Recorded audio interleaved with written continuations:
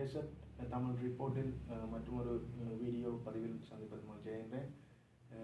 இலங்கையை பொறுத்தமட்டில் தற்பொழுது ஒரு சோகமான செய்தி தான் அதிகம் பரவி கொண்டிருக்கிறது. அது இலங்கையிலிருந்து வெளிவரும் ஊடகங்களாக இருக்கலாம், அல்லது இலங்கையில் உள்ள அனைத்தின மக்களின் பயன்படுத்துகின்ற சமூக வலைதளங்கள், அதாவது ஃபேஸ்புக், ட்விட்டர், இன்ஸ்டாகிராம் மற்றும் டிக்டாக் வலைத்தளங்களில் உள்ள பதிவுகள் ஒரு சோகமான பதிவாகத்தான் உள்ளது. அது என்ன பதிவு என்று பார்த்தால், முன்னாள் பிரதி அமைச்சர் பாலித தேவபெருமாள் நேற்று உயிரிழந்தார். அவர் மத்துகம என்னும் பகுதியில் உள்ள ஒரு தோட்டத்தில் தோட்ட வேலையில் ஈடுபட்டு கொண்டிருந்த போது அங்கு இணைக்கப்பட்டிருந்த மின்சாரம் கம்பியில் இருந்து மின்சாரம் தாக்கியதால் அவர் உயிரிழந்துள்ளார். அவர் இறக்கும்போது அவருக்கு 64 வயது. அவருடைய இறப்பு சம்பந்தமான பதிவுகள் தான் தற்பொழுது சமூக வலைத்தளங்களாக இருக்கலாம், அல்லது இலங்கையில் இருந்து வெளிவரும் ஊடகங்களிலும் அதிகமாக பேசப்பட்டு வருகின்றது. அது ஏன் அப்படி ஒருவருடைய இறப்பு அவரை சார்ந்தவர்களை சோகத்தில் ஆழ்த்தலாம், ஆனால் இவருடைய இறப்பு இங்கு இலங்கையைச் சேர்ந்த மக்கள் அனைத்தின மக்களையும் ஒரு சோகத்தில் ஆக்கியுள்ளது. அந்த அளவிற்கு அவர் அரசியல் செயற்பாட்டில் ஈடுபட்டிருந்த போது மக்களுக்கு ஆற்றிய பணிகள், களப்பணிகள்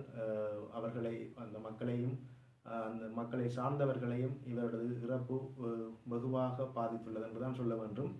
பாலித பெருமாளை எடுத்து பார்த்தால், அவர் ஆரம்பத்தில் அவருடைய அரசியல் வாழ்க்கை ஆரம்பத்தில் மத்துகம பிரதேச சபையின் தலைவராக இருந்து, அதன் பின்னர் மேல் மாகாண சபையின் உறுப்பினராக இருந்தவர்.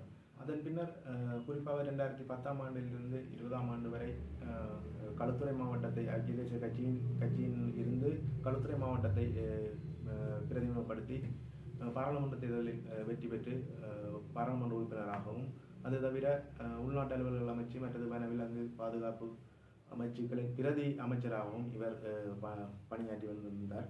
இந்த காலப்பகுதியில் இலங்கையில் நடைபெற்ற இயற்கை அனர்த்தங்கள் மற்றது அது போன்ற ஏனைய விடயங்களில் மக்களுக்காக தானே முன்னின்று சில களப்பணிகளை செய்து அப்போதே அரசியல் வட்டங்களில் இவர் ஒரு பேசுபொருளாக காணப்பட்டிருந்தார்.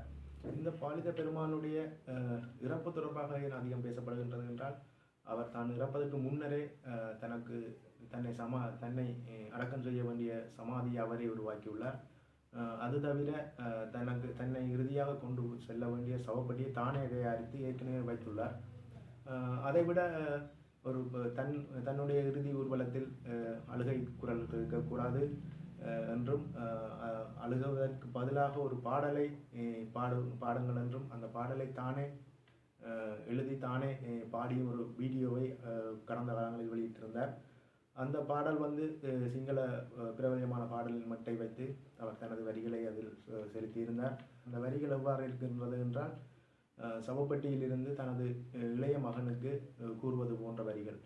குறிப்பாக, என்னது சவப்பட்டியை தூக்கி கொண்டு செல்லும் போது உன் தோள்கள் வலித்தால் அதை இறக்கி வை என்றும், உன்னுடைய அம்மாவின் மருந்து துண்டுகள் என்னிடம் உள்ளது, அதை எடுத்து கொண்டு சென்று அம்மாவுக்கு மருந்து வாங்கி கொடு என்றும், உன்னுடைய அண்ணன், அதாவது அவருடைய மூத்த மகன் சில ஆண்டுகளுக்கு முன் நோய்வாய்ப்பட்டு உயிரிழந்திருந்தார். இந்த காரூரில் உன் அண்ணனை தேடி கண்டுபிடிப்பது கடினம், ஆனாலும் நான் அடுத்த காலைக்குள் அவரை கண்டுபிடித்து விடுவேன் என்று உருக்கமான வரிகளை அவர் எழுதி அவர் தானே அதை பாடியும் சமூக வலைத்தளங்களில் அந்த வீடியோ பரவி இருந்தது. இந்த பார்ப்பவர்களை ஒரு நெகிழ வைத்த அல்லது ஒரு இறந்த சம்பவத்தை விட அது ஒரு சோகமான பதிவாக இருந்தது. இதனால்தான் அவருடைய இறப்பு ஒரு விசித்திரமாக பார்க்கப்படுகின்றது.